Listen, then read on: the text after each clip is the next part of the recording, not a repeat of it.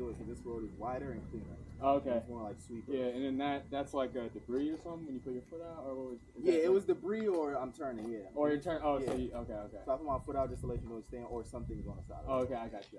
But definitely, if you see me put my foot out, it's definitely something in the road. Oh, bet. Okay. It's like pay attention type of deal. When you see me wave my knee, I'm just telling you that there's a turn coming. Yeah, I got that. Yeah, I was like, all right, here we go. If I wave it excessively, that means the turn is like a nice one. Oh shit. So if I just stick it out, we good. If it's like it's like hanging. Yeah, I figured. All right, for sure. So I'm just trying to exaggerate. You never been down this road either? I've been down. I took this bike. I've been on the Ducati maybe twice.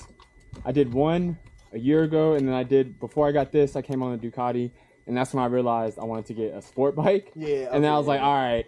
And then, because I rode with some other dudes, like my neighbor, you know, they're a little bit older, but he was just cruising. And then before they used to just leave me. And then this time I was like, I can go a little bit faster now.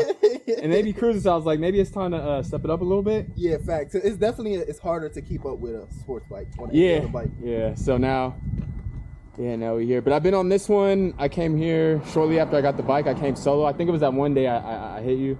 And I was like, I'm just going to run it real quick because I got work. I don't know how long it takes. And I went up to Big Tahunga and then back up and reversed it. Okay. And then Big Tahunga up, I remember that's when I was locked in.